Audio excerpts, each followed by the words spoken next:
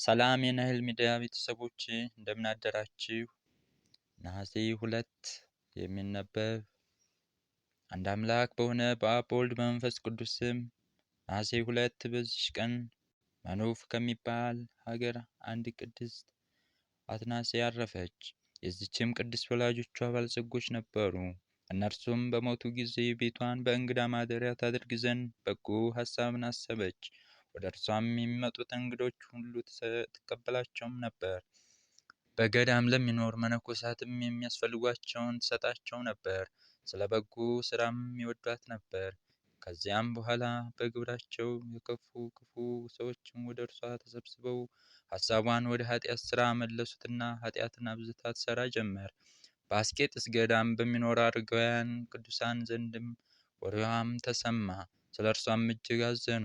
አባ ዮሐንስ ሐጺርም ጠርተው ስለ እርሷ የሆኑትን ነገር አስቀድመውም ከእነርሱ ጋር በጎ ስለ ሠራችም ወደ እርሷ ይሄድ ዘንድ ነፍሷንም ለማዳን ይወድ ዘንድ ለመኑት። እርሱም ትእዛዛቸውን ተቀበለ። በጸሎታቸውም እንዲረዱት ለመናቸው። ያን ጊዜም አባ ዮሐንስ ሐጺር ተነስቶ ሄደ። አትናስያ ወዳለችበት ቦታም ደረሰ። ለበረኛዋም ለእመቤትሽ ስለ እኔ ንገሪ አላት። በነገረቻትም ጊዜ ለረከሰ ሥራ እንደሚፈልጓት ሰዎች ሁሉ የመጣ መሰላትና አጊጣ በአልጋዋ ላይ ሆና ጠራችው። ወደ እርሷም ገባ። እርሱም እንዲህ እያለ ይዘምር ነበር። በሞት ጥላ ውስጥም ብሄድም እንኳን ክፉን አልፈራም፣ አንተ ከእኔ ጋር ነህ። ከእርሷም ጋር አስቀመጠችው። ያን ጊዜም ራሱን ዘንበል አድርጎ አለቀሰ። ለምን ታለቅሳለህም? አለችው። እርሱም ሰይጣናትን በላይሽ ሲጫወቱ አየኋቸው። ክብር ይግባውና ጌታችን ኢየሱስ ክርስቶስን ለምን አሳዘንሽው? የቀድሞ በጎ ስራሽን ትተሽ ወደ ጥፋት ስራ ተመልሰሻልና አላት።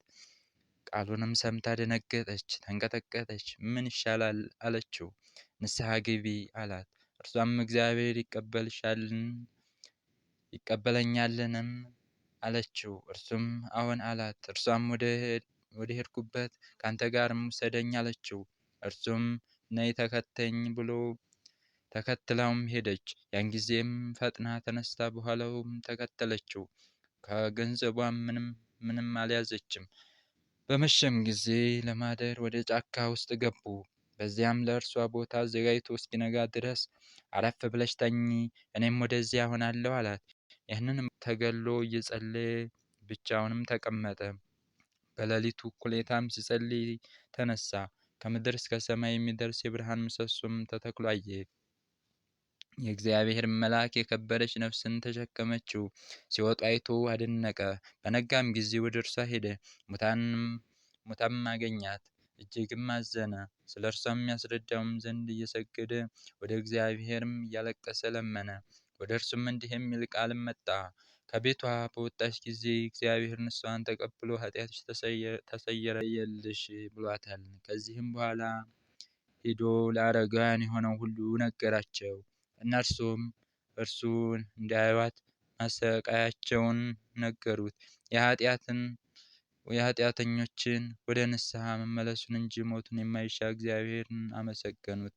እግዚአብሔር ምስጋና ይሁን፣ እኛም በጸሎቱ ለዘላለሙ ይማረን።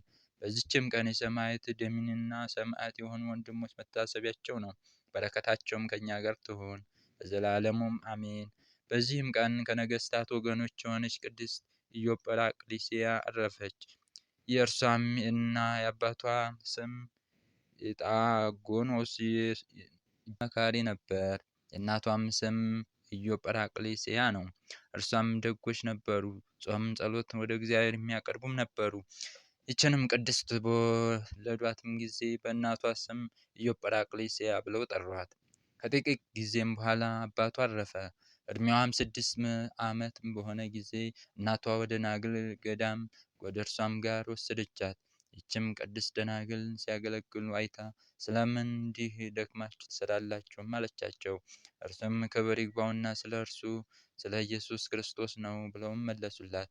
ወደ ዲያቆናትም ሄዳ መነኮሳት ዘንድ ለመነች። እርሱም ለእናቷ ነገሯትና እናቷም ለዲያቆናቷ ሰጠቻት። በደናግሉም ሁሉ ዘንድ አደራም ሰጠቻት። ከጥቂት ቀናቶችም በኋላ እናቷ አረፈች። ቀበሯትም። ከዚህም በኋላ ቅድስት ኢዮጵራቅሊስያም የምንኩስና ልብስን ለበሰች። በጾም በጸሎት በሰጊድ ተጋድሎ ጀመረች። በየ7 ቀንም ትጾም ነበር። ሰይጣንም በእርሷ ላይ ቀንቶ ሊፈትናትም ጀመረ። ወደ ውሃ ውስጥ እርሷን የሚጥልበትም ጊዜ ነበር። እንጨትም ስትፈልጥ በምሳር የሚቆስልበት ጊዜም ነበር። የፈላ ውሃም በላዩ የሚፈሱበት ጊዜም ነበር። ነገር ግን ምንም ጉዳት የለም። ለደናግሎችም ስታገለግል ብዙ ዘመናትም ኖረች። ምንም አትታክትም ነበር። በምድር ላይም አትተኛም። መላዋንም ሌሊት ቁማ በጸሎት ታድር ነበር እንጂ። ከገድሏም ጽናት የተነሳ ደናግሉ ከሚያደንቁት ድረስ 40 ቀን ቁማ ትጾም ትፈጽምም ነበር። ከዚህም በኋላ ጌታችን በሽተኞችን ለማዳን አጋንንትን በማስወጣት ዕውሮችን ዓይን በመግለጥ የአንካሶችን እግር በማስተካከል ድንቆሮችና ተአምራቶችን በእጆቿም ገለጠ። ዲያቆናዊትም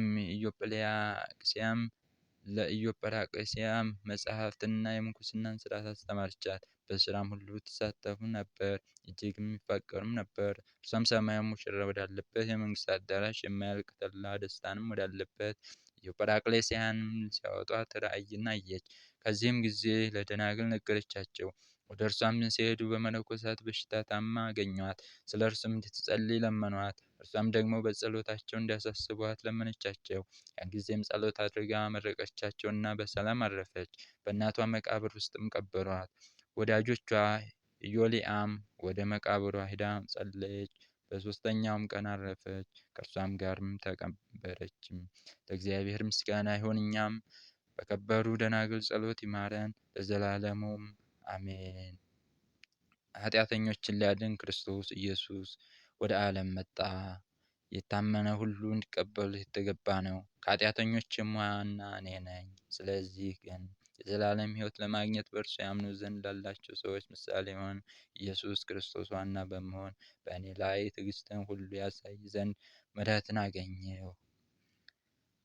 ዘአቅረብኩ ማኅሌተ አዘከሬም አእላፈ እምለተጸደምኩ ዘልፈ ላነብብ ተወከፍ ዘንደቴ መጽሐፈ እንተረሰይከ እግዚኦ ጸሪቀ መበለቱ ክፈ እምላብልዑ ብኡላን ዘተርፈ ነቢያት፣ ቅዱሳን ሐዋርያት፣ ሰባኪያን ሰማዕታት ወጻድቃን ወመላእክት ትጉሃን ደናግል አዲ መነኮሳት ሄራን ባርኩ ባርኮ ጉባኤ ዛቲ መካን እስመ አረጋዊ ልሂቅ ወንዑስ ሕፃን ለዘጻፎ በክርስታስ ወለዛ ጻፎን ዘይደርስ ወለዛ አነበቦ ወለዘ ተረጉሞ በልሳን ሐዲስ ወለዘ ሰማ ቃሉ በዝነ መንፈስ በጸሎቱ እሙ ማርያም አራቂተ ኩሉ እምባስ ይምሃረነ ኢየሱስ ክርስቶስ። ጌታ ሆይ ከብልጽግናቸው ብዛት የተነሳ ብዙ መባም ካገቡም ይልቅ የድሃይቱንም አነስተኛ መባ እንድትቀበል ለሁል ጊዜ የሚያገለግሉን ኃይላት መላእክትን እያሳሰብን በችግራችን ጊዜ የምናቀርብልን ምስጋናም ተቀበል።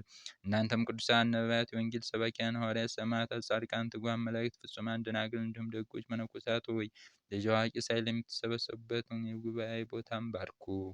ይህንንም መጽሐፍም ወረቀት አዘጋጅቶ ብራና እንዳምጦ የጻፈውን ያጻፈውን ከግዕዝ ወደ አማርኛም የተረጎመውን ቃለ ንባባውን በእርጋታ መንፈስ እና በተመስጦ ሕሊና ያዳመጠውን በደለኛ ሁሉ የምታስምር የጌታ እናቱ ማርያም በጸሎት ኢየሱስ ክርስቶስ በአንድነት ይማረን ለዘላለሙ አሜን። ይቆየን።